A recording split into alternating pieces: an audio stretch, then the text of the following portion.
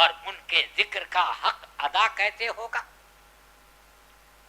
اللہ تعالی نے کتنی چیزوں کا حکم دیا. قرآن میں یہ نہیں ہے کہ نماز کو قائم کرو.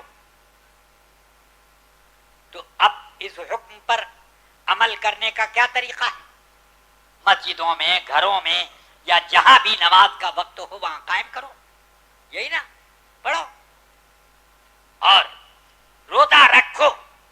من شہید منکم الشہر فلیصم، جو کوئی رمضان کا مہینہ پائے پورے مہینے کا روزہ رکھے. قرآن میں اللہ نے فرما دیا. تو اب اس کا معنی کیا ہوا؟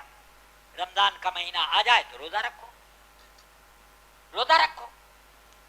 زکوٰۃ ادا کرو، اپنے مال میں سے جو حکم ہے اس کے مطابق ادا کرو. یہ حکم ہے نا قرآن میں. اچھا، اور اللہ نے ایک حکم دیا، ان اللہ وملائکتہ یصلون علی النبی یا ایھا الذین آمنوا صلوا علیہ وسلموا تسلیما. اللہم صل علی سیدنا ومولانا محمد معدن الجود والکرم وآلہ وصحبہ بارک وسلم. بے شک اللہ اور اس کے رسول، صلاۃ اللہ اور اس کے تمام فرشتے صلاۃ بھیجتے ہیں نبی پاک پر.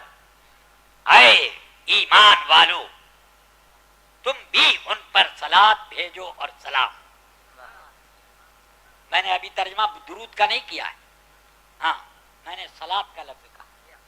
اب سنو، کہنا چاہتا ہوں، اللہ اور اس کے فرشتے صلاۃ بھیجتے ہیں اپنے نبی پر.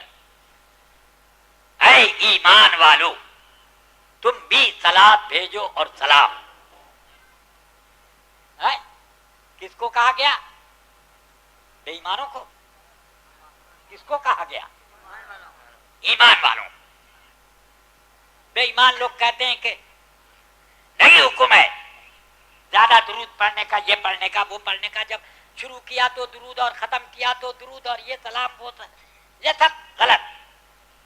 میں نے کہا دیکھ بالکل ٹھیک کہتا ہے تجھ سے، تیرے لیے حکم ہی نہیں ہے.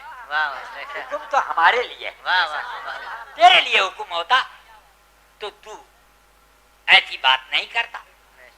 حکم ہمارے لیے ہے. یا ایھا الذین آمنو، سبحان اللہ. یا ایھا الذین آمنو سے ہے.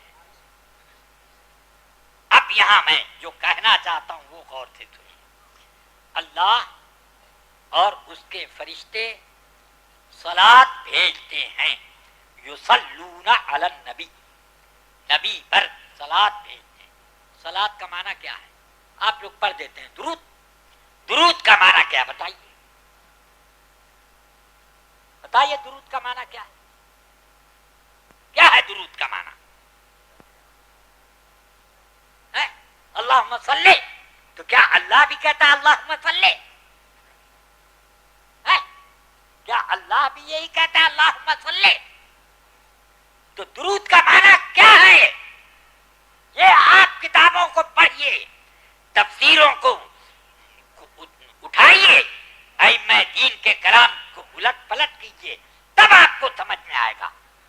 یصلون کا معنی یعتنون بذکرہ، نبی پاک کے ذکر کو کا اہتمام کرتے ہیں.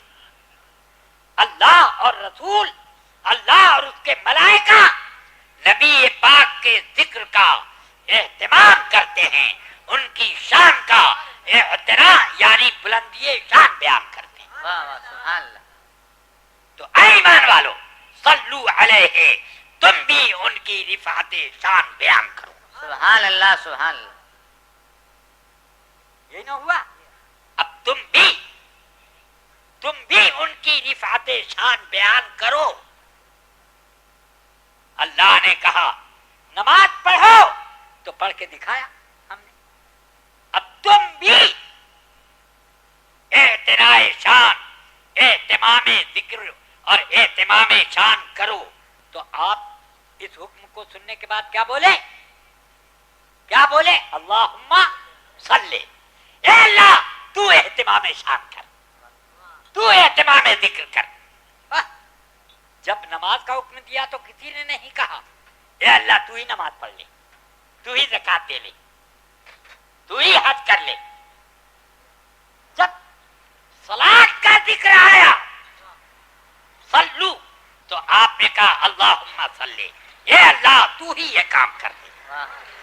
کیا مطلب یہ ہے کہ بندہ جب نبی پاک کی عظمت شان کو دیکھتا ہے ٹوپیاں گر جاتی ہیں. اب بیان کرنے کے وقت وہ تھکا نظر آتا ہے، اس لیے وہ عرض کرتا ہے اے اللہ ہمارے بس کی یہ بات نہیں ہے، تو ہی یہ کام کر دے، تو ہی یہ کام کر دے.